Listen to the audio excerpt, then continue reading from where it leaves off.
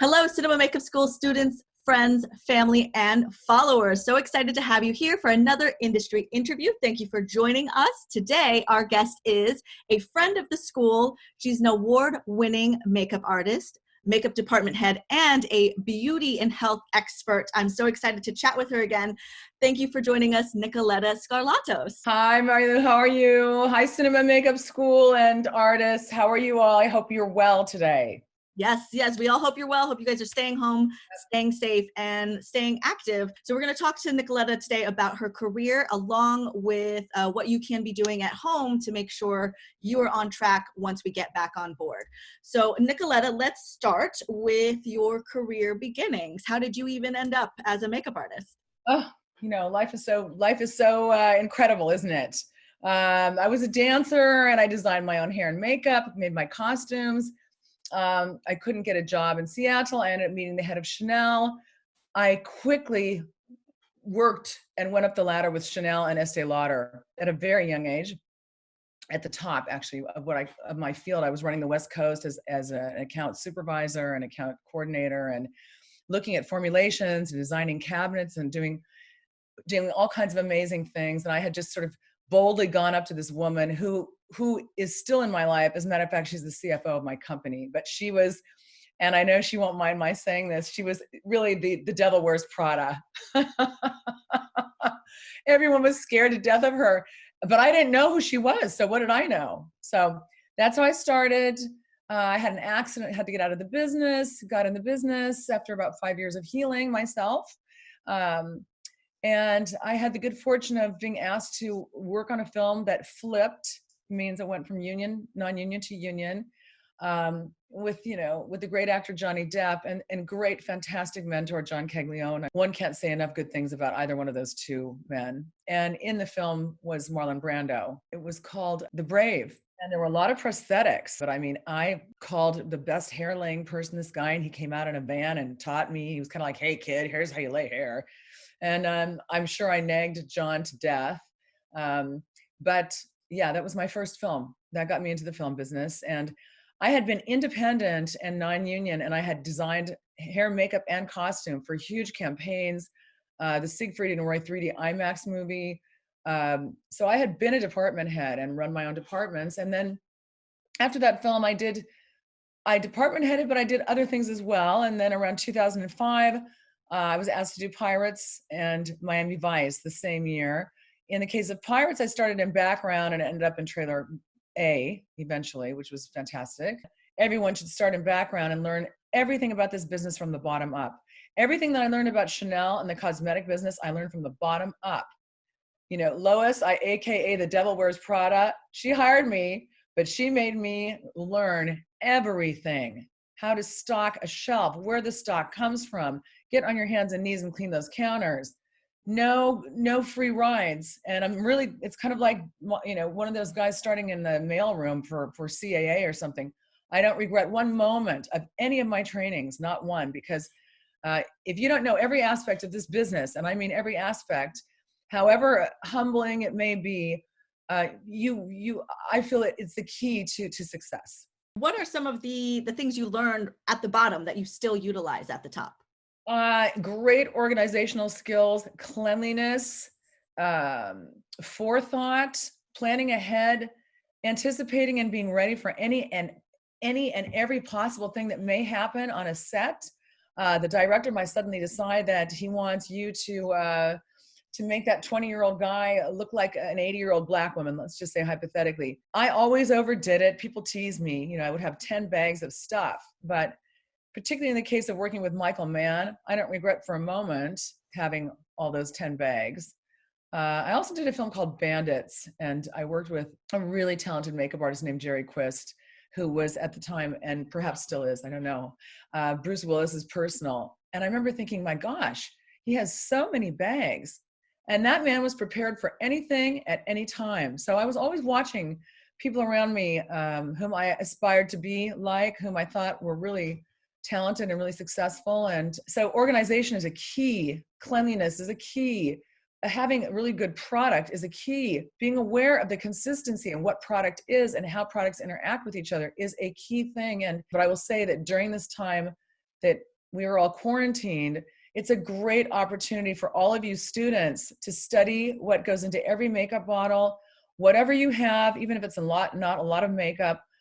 Practice your skills, study your skills. In a moment when I walk around, I'll show you the books that I have, the workspace that I have. You can get a foam head and practice laying hair on it.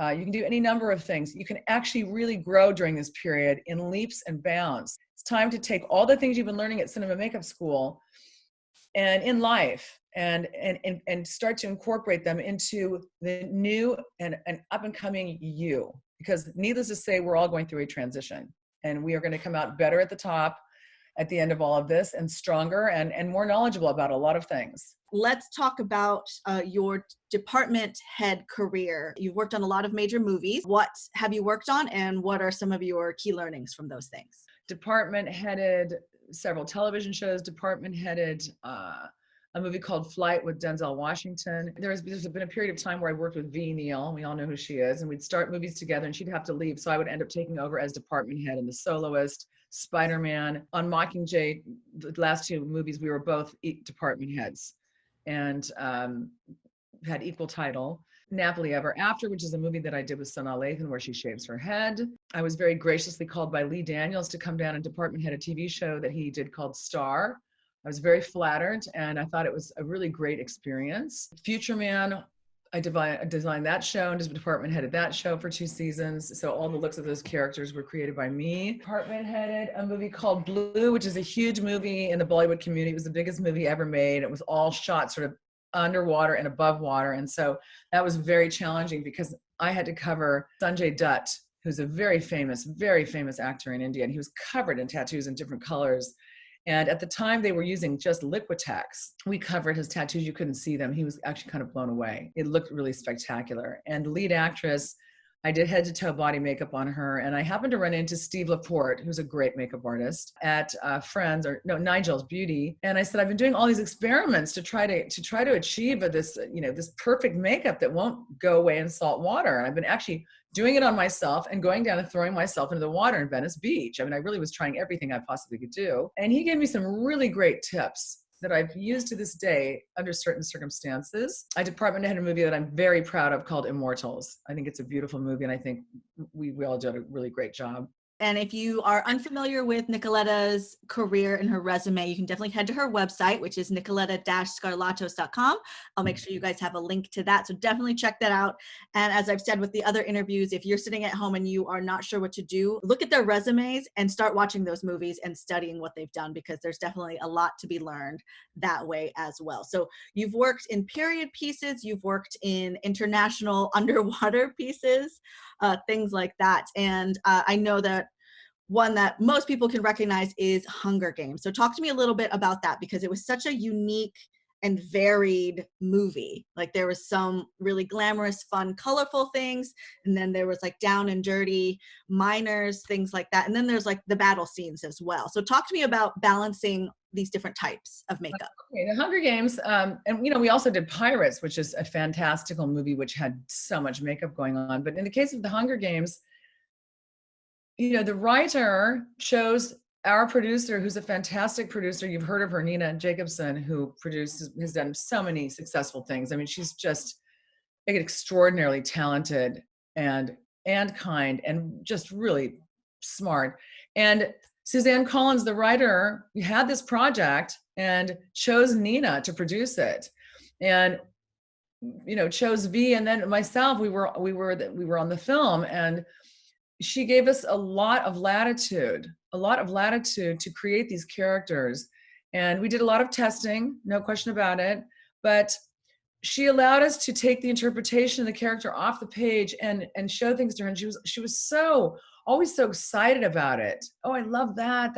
That's what I always envisioned, but I could never do that. And, the last 3 movies we worked with Francis Lawrence, who I think is just one of the most amazing directors I've ever had the honor and the pleasure to work with and for. He's got such a vision. He's so low key. You never hear him raise his voice.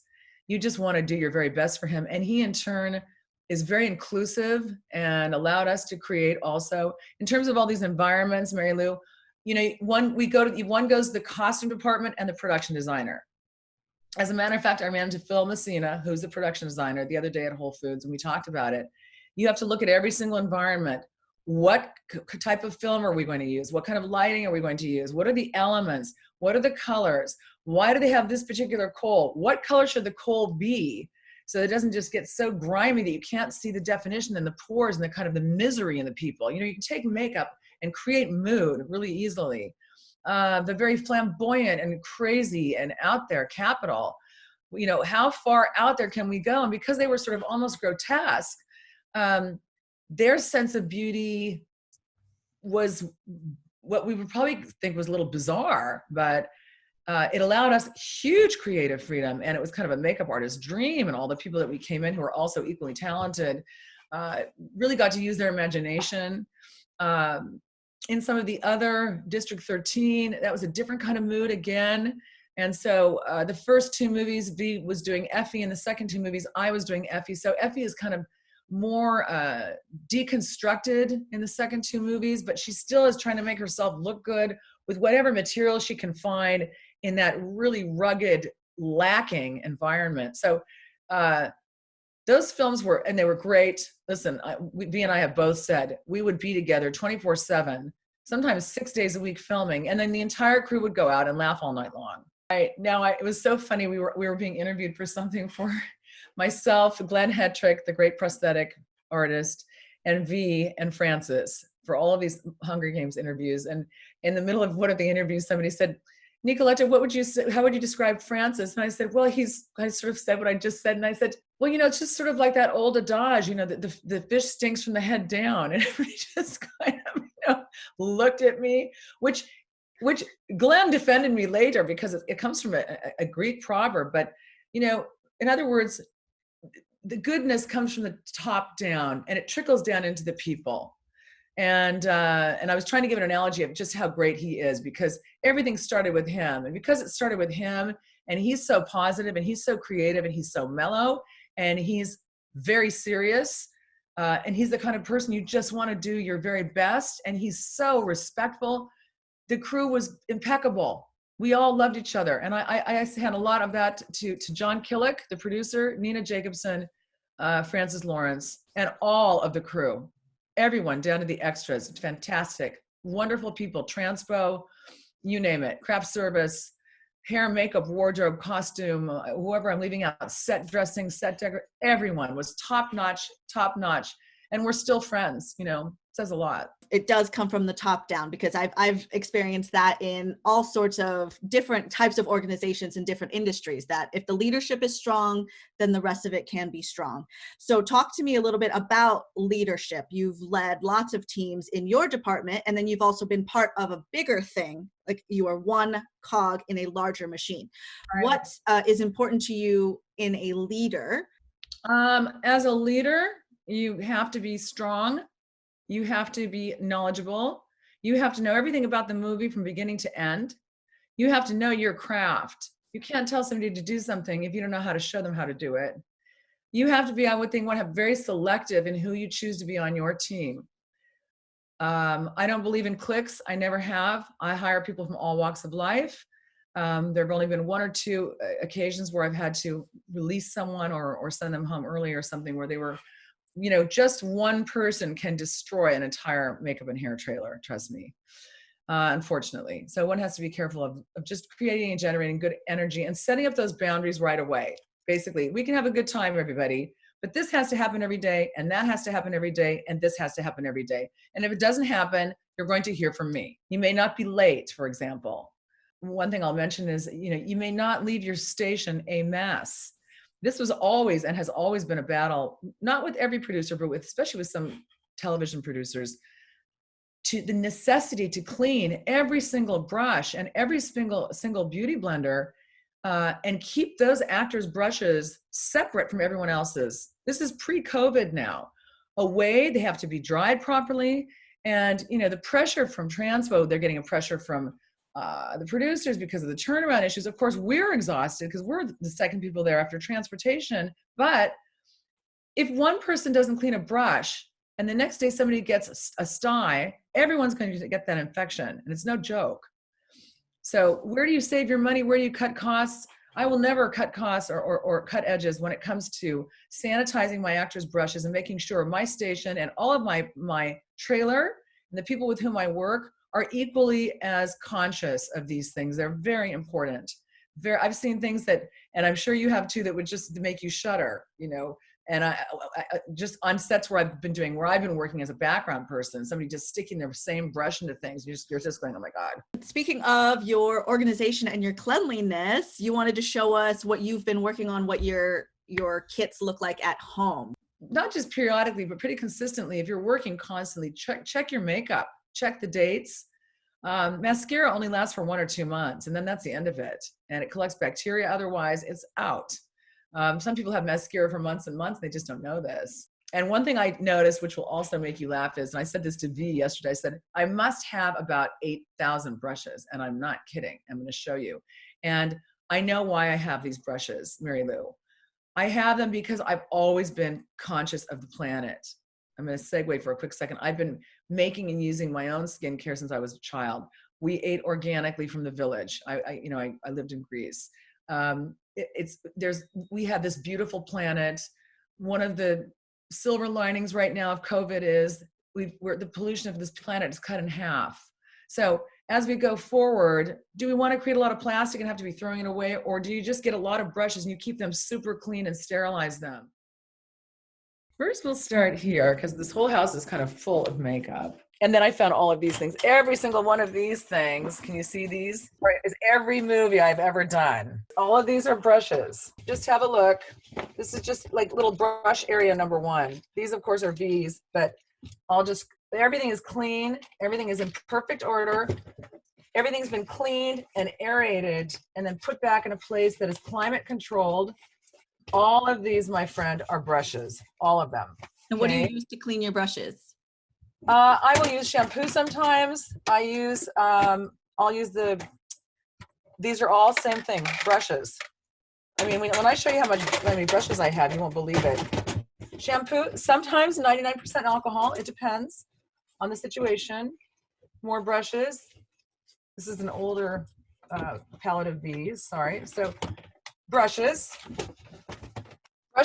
and brushes, and even more brushes here. Full of brushes. More brushes right here. There's yet another room full of brushes, but I'll just kind of slide down. Tell me if you can see this. Everything is labeled. Everything is labeled. Can you see this? Every single thing. Look at this drawer. Everything has to be up to date, clean, never opened. Check your eye drops. If they've expired, they have to be thrown out. End of story.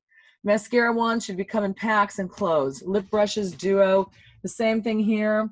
Face charts, beauty blenders are clean. I've got black and pink palettes, palette paper. It's very straightforward. Of course, I work for Chanel. I have a lot of their powders.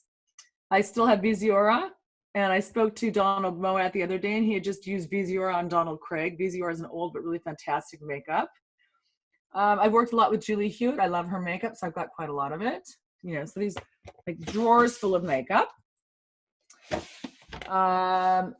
MAC blot powder, bronzing powder, more Makeup Forever, old, not old, French makeup that I like.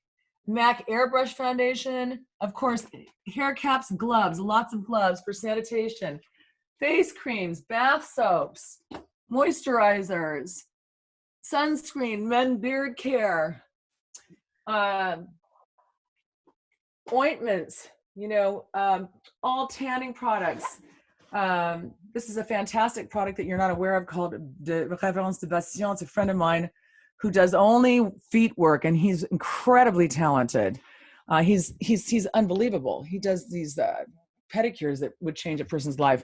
Hair treatments. You see how organized this is. All of my concealers, my shadows, my eyeshadows, more shadows, Makeup Forever. I have probably a million Illustrator palettes. Illustrator palettes, the one thing I did not succeed in doing was to open all of them up and refill them yet. but that's the next step. And then if they've really gone too far down the road, you just have to throw them out, unfortunately, or perhaps recycle them to a school with somebody who wants to fill them up and use them. Of course, we have wigs, all lip glosses, lip liners, mascara wands. These are various things. These are various things that I use for special effects. Everything has its place, everything. You know, here's some Bluebird. I know you're familiar with this. This is a different kind of tattoo color. I happen to also really love this product for tattoo cover. Eyeshadows, beautiful eyeshadows, blotting papers. Everything's in order. We're going to come back to this room, but right now we're going to go in here. I'm going to open this door. This is one of two. So all the way up to the top, every single box has been gone through. Every single product has been checked. Everything is labeled. Everything is labeled. Everything is in its proper place. Here, for example, I went through all my glues. I'll just tell everybody, if you're ever doing any makeup on somebody and use any kind of spray, you have to use a face shield, always. These are some products that I love. Obviously, you can tell I love Final Seal and Blue Marble for sealing purposes. This is something that is hard to find, Detach All, which is like liquid gold. And then everything, every single thing, not to mention when it says Justin Stafford glue, that's a glue that Justin Stafford made for a mustache that I'm going to show everybody that I did on flight. And it was a fantastic glue. And so I know exactly what that glue is. In here, there's a glue that we made for Woody Harrelson that is vegan. All right, more effects stuff, eyelashes, nail polish, all lipsticks in their places with their labels, MAC makeup, more makeup. Actually, I just want to show you how well organized this is. This is how people should be organizing, okay? In plastic containers, things should be protected, period. Can you see that? Okay, I mean, it's not just some little throw stuff into a box. That's not the way it works. Clothes, all of these merged, some bottles of these. Here are more brushes, so don't laugh, but I told you I had a million brushes, so look. Here are more brushes of these. I mean, a girl can never have enough brushes if she's in this. There's this, and then there's this part. Bald caps, tears, gelatin, eyelashes, Illustrator, Illustrator, Illustrator, Illustrator, blood effects, a lot of stuff. And then, okay, I'm going to show you this in a moment. Then we go over here. Every single one of these cases is filled with makeup. Oh my gosh. Just a little out there. And as you can see, everything's labeled. Troubled skin, earplugs, multicolored earplugs, half sizes, all hair work, my hackle, shaver, loose hair, specialty Q-tips, shaving. This is blood of all kinds and flocking material. Ben Nye sunburn makeup. This is blood. This whole thing is full of blood. I think I showed you this. This one's full of dirt. This entire box is filled with prosthetics. These are the original blisters from the Hunger Games, from Catching Fire. Yeah, I mean, these things are kind of things you just don't want to throw away. And they're well kept because they're in this place, which is climate controlled. All of these things, every single one of them is labeled. Shaver oven, airbrush, blow dryer, fake nails. This whole thing is eyelashes. This is all facial hair. Pretty comprehensive. And you're now ready to go on set anytime. If they were like, we need you on a show tomorrow, you could do it. Well, as a department head, when I go on a show, they pick up, I would say about 15 of those action packers. They go to a movie and I fill the trailer. I have a lot of stock. Up there in the left-hand corner, so everyone knows, it's a ready-made office box. It's all ready to go. It's got time cards, all the rules and regulations of both unions in it. There's not missing a beat. Everything's up to date, because rules change quite a lot. Always have gloves. Of course, we are always using masks. A Greek always has Windex, so don't laugh. What can I say? That's true. It really is. Look, do you think I'm joking? Look at it here. I tried to hide it, but I can't. Yes. A Greek has Windex. What are you going to do? So I found this. And so this is a work table, everybody. So if you're home and you want to practice, I'd say come on over to my house and practice. Unfortunately, we can't right now, but you find a space like this. It has to have ventilation. So I made sure that my table was down here where I have air. I don't have a highfalutin trailer that can suck the air out. So if I'm doing something with chemicals, make sure everyone's protected. I worked with Bruce Greenwood. This is a hand-laid mustache. I mean, not hand-laid, excuse me. He made it for me. And it's the only mustache I used for the entire show, and you cannot see a cell on it. I was very proud of this. And that glue that he made was just impeccable. He actually looks like Sully in that picture. This is, when you do movies, they change the names because everything's very top secret. So at the time when we were doing the Mockingjay movies, it was called The Idiom. So this is what a typical crew list looks like. All right. And when you set up your notebooks, you want to make sure you have everything in order. Everyone's names, crew lists, research papers. In the case of this is a film I did with Anthony Hopkins. This is interesting because this is the makeup test that I did with him. It's called Solace. These are all the tests for all the actors. Test makeup. It has everything written down, what I used, why I used it, what they said about it. Did they like it? Did they not like it? Why didn't they like it? Here's one with Jeffrey Dean Morgan. Is that the right level of facial hair? Do we have to lay in facial hair? Do we have to change the color and paint each one individually? What are we looking for? What is the director looking for? So you always have these sheets. You always write everything down explicitly for each scene. Scene number this, day number here, what is the character's name, and what's her real name? That chart that you have in there, is that something you've designed, or where you filled out all of the information, or is that a template you can find? I have several of these charts. I have French charts, and I got some in Montreal. I've got some in Paris. There are different ones. I happen to really like this one because I had to design this scar for Tony's character. And I just like the way that they're laid out. They're very kind of straightforward. Foundation, highlight, shadow, powder, blush, eyes, mascara, eyeliner, brows, special information. And underneath here, you can also write a lot of special information. And then I put a boatload of pictures, one on top of the other, for each scene, and especially for each character test. Because I did, I tanned Anthony up, Tony, as he likes to be called for this film. He always had been looking so pale, and he agreed with me. And he was so funny. He said, maybe I should just try being an actor, because he's supposed to sort of be, sickly. And he made me laugh. And of course, he's a great actor, and he did a fantastic job, and he was wonderful to work with. This is a very interesting thing to show everybody. Abby Cornish, who's blonde, they wanted, in this one weird dream sequence, they wanted her to have blood poured over her head. And so I sort of fought tooth and nail. I said, you cannot pour blood on a blonde-haired lady. You have to bald cap her. Then you've got to put a wig on her. You've got to make sure it's completely sealed and her hair is completely protected underneath the bald cap. Then you can pour the blood. Then you better get all that stuff off and clean her up as fast as possible. Only then will she not get her hair stained for, which could last a long time. And Colin was in the movie, who I love, Colin Farrell. Great. I'd done 2 movies with him. I did Miami Vice, and this was the second one. He's just one of the best people ever. I feel so blessed with the people I've worked with, So there's just a little look at a binder and, keeping track of everything. This was the test day. It's not at all what they wanted, but the actor and I conferred, and we just did it, and then they liked it. I have I'm going to show you this. Here's a picture of Jack Pierce, one of the greatest all-time makeup artists. This goes back to 2008. Rick Baker, Leonard Engelman, Greg Canham, V, and Kazuhiro were doing a special makeup effects class. Go to all of those classes. Attend all of those seminars. Go and ask those people, how did you do this? Ask them to explain to you, and they will. And they're very informative.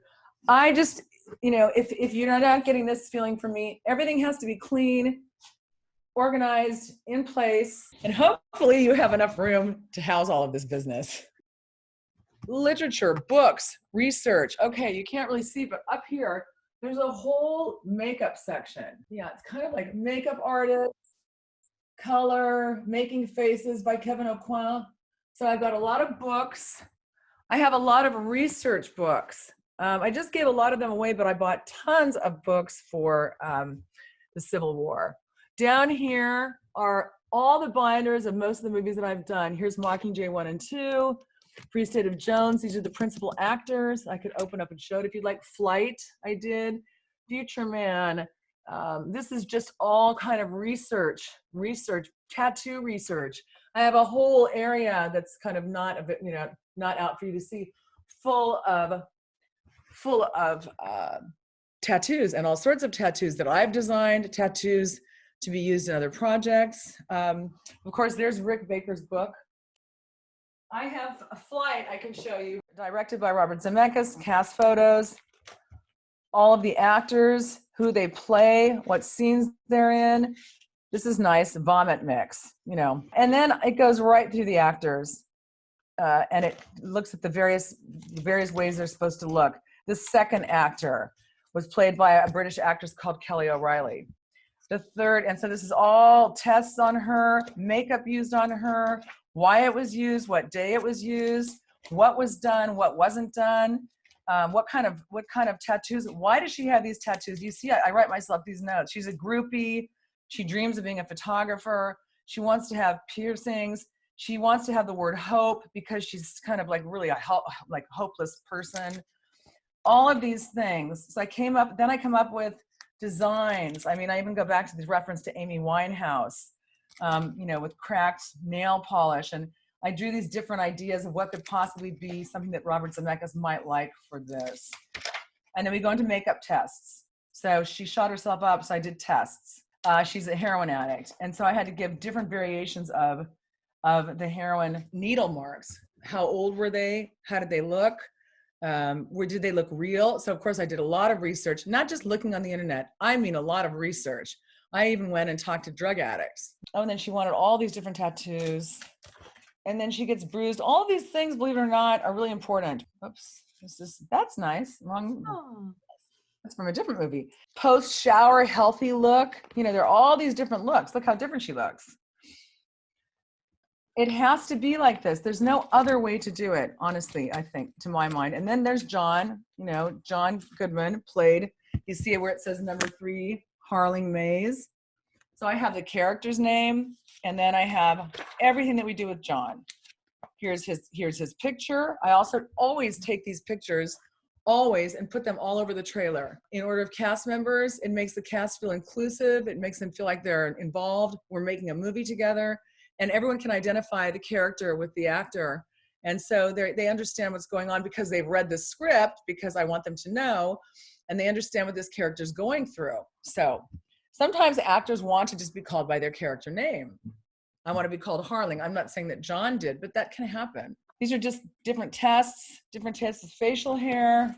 The next one was Don Cheadle, and so forth and so on. And I did this thing with Tamara Tooney. Well, here's this guy. Okay, he gets bashed in the head. So I had to do this camera test several times because I wanted the bruise to look a certain way. And I wanted it had to age a certain way over a certain number of days. And I didn't want it, here's my problem with bruises. It just can't look like you splotched some red thing on and then it stops. It has to have an organic, this looks to me very real. It's not because I did it. This is swollen. And then it starts to swell out like it should. And there's a little irritation down here, but the cut is right here. There are different variations of this. Different variations. Several, actually, until the director and everybody agreed that they liked. This is the kind of stuff that I do. I mean, I still have this. This is the color. These are the colors that I use to create my bruise. And they had to be the right mixture of colors in order to make that, first of all, contiguous, constant continuity. But this, because I'm very visual, I need to see that kind of thing. Of course, I'll write down what the colors were and which palette and whatnot, but it's in the active. Oh, here's one on my head. Tamara Tooney plays Margaret Walsh. She's one of the flight attendants on the plane, and the plane goes down, and she ends up having to have her face sutured, and she gets cut up and gashed up, and she's, obviously she has to have a certain kind of painting done when we paint the bruises because she's Black, and her skin tone and the undertones of the bruising will be completely different. So this is actually actual correct usage of taping up an injury. And there's the original stuff. I still have it. Yeah, I have it and the date on it. And then it just, just goes on and on. So that kind of give us an idea about how to organize a film. You've been in the industry for a long time and you know how stressful it can be. So not even just organizing, but like the nature of the industry is very stressful. And I was shocked because you showed me a picture of you where you're just a completely different person than what I see right now, but you are very passionate and it's been like a lifelong thing for you, your health and wellness. So talk to me about that journey. What happened there and your transformation? Suddenly, during the filming of 2 movies, my mother died suddenly. And that was on Mockingjay. The production was very gracious and flew me I had to take 2 planes to get to Palm Springs from Atlanta. That was a pretty difficult week of having to identify my mother, tell my father, and all the above. Without going into great detail, I started to create, which we all create, and I see this in a lot of young ladies and men and actors in their 20s, the hormone cortisol, which just is the fight or flight hormone. You're just in full, you got to, survive mode. And a person might not even be eating that much and create this stress hormone. And it's really intense, and it has a cumulative effect. And it's not just about female transitional goings on, even at a young age, maybe, or even male hormonal.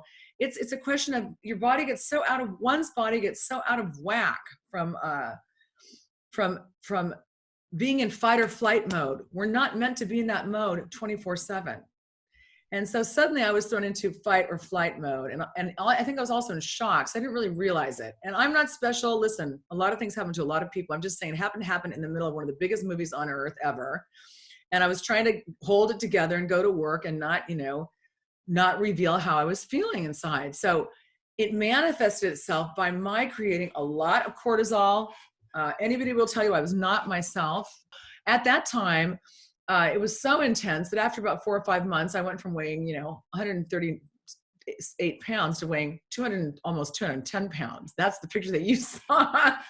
And nobody believes it. And I was really just not in my body and not grounded. And at a certain point, I was not even eating that much. It was just this cortisol. So I made a commitment in the beginning of 2016 to be healthy, because for many reasons, many reasons, when one is not aligned and eating properly, one can act out differently. Different foods affect people different ways. In the film business particularly, which is a social medium, it's hard one must maintain their calmness and try not ever to be in reactivity or take things personally. None of us are perfect. We're often in close quarters, and often we are being the sounding board for our actors. So whatever is going on, you sort of stuff it. So one had better find a way, I'll speak only for myself, to find a way to stay balanced. So usually after every film, I would go to this place where I go to just sort of detox and clean and just completely recenter myself. That didn't happen in this case. It just sort of went from one extreme to the other over a period of the next couple of years, because then my father died and I was just finishing The Free State of Jones, and that was toward the end of 2015. And that's when I made this commitment, and I have pretty much stayed true to it ever since. And I balanced my hormones, I balanced my thyroid. I've helped a lot of people, which makes me happy. A lot of people call me constantly, "Oh my God, what did you do? Did you have something done?" And I said, no, I have day by day been living this program, because otherwise it's stress. For me, I believe that stress is the genesis of all diseases, or I will call them health opportunities. And we are, all of us right now, in a very stressful situation. All right. So can either choose to be consumed by the stress, or try to take these things, like I talk about, something called cortisol calm and L-theanine that calm down your system, and focus on creating your present now for your future. You makeup artists, work on your craft, work on your health, work on, start creating in your mind all of the things that you want to do, all of the great things. When do we actually have time? I mean, if there's a silver lining, to have a month to just really look at ourselves instead of always rushing here, rushing. Look at ourselves, come together with the people with whom we're close, and do a kind of a self-evaluation. And also on a larger scale, an evaluation of where we are on planet Earth and as a human community. So yeah, that picture probably threw you for nobody believes that it's me.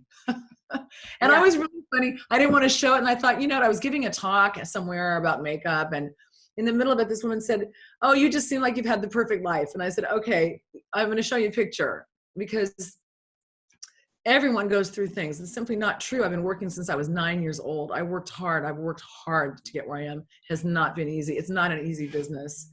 And I showed her this picture and I said, "This is I, you know, actually 6 months ago, within 6 months, I had sort of transformed." And she didn't believe me. And I said, "I'm telling you, on a very consistent daily basis, discipline." It's the same thing with being a makeup artist. It's discipline and having a sense of humor and not taking yourself too seriously. And, you know, the old adage, you know, what you think of is really none of my business. I mean, all of these things just, you know, just have to sort of, I said this also about social media. Social media was making a lot of my actors really crazy. And then it started to affect me, and I kind of understood it. I thought, okay, sometimes it's time to just shut that stuff down and be in who you are, because who you are is perfect, and who you are is beautiful, and who you are is unique.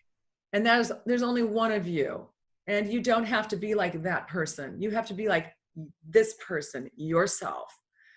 Maybe not everyone's going to like you, but as long as you love yourself and you're doing the best that you can, I think that it's extraordinarily important. I love that, because you can't be anyone else except who you are. You can try, but that's where discomfort happens and unhappiness happens and depression happens, because you can't make yourself someone else. You can only make yourself who you are, but you can make yourself better, and you can work on yourself in a way that improves who you already are. And it's not easy. I mean, but you know, I just had a makeup artist in Atlanta call me. I've done a lot of movies with her, and she's gorgeous. And she had suddenly ballooned up to, you know, 65 pounds. And I said, "What's going on with you?" And she was, when we kind of really nailed it down, she was going through fight or flight mode. So I've kind of written a protocol that goes hand in hand with what I'm doing on a larger scale. And I've sent it to a lot of people, and you know, I'm not saying that I'm certainly not a doctor, but it certainly has helped. And it helps when one comes to know their own body, listen to your own body. You know, one kind of chocolate is not a chocolate that everyone's going to love, for example. That's true. That is true. And you have to like listen to your body and what's right for you. So I think that's really great. If you guys haven't yet, make sure you check out Nicoletta's website, nicolettascarlatos.com. You can also follow her on Instagram. She's got lots of beautiful photos, and I'm sure going to be sharing more of her health and wellness information there, because she's got such a breadth of knowledge in that department. So any last tidbits that you'd like to tell the students and the viewers? You know, when you're in a situation where you listen to people and you still have to keep a firm hand, but you can have fun, but you have to keep a firm hand and be professional on set. It just elevates all of us as makeup artists.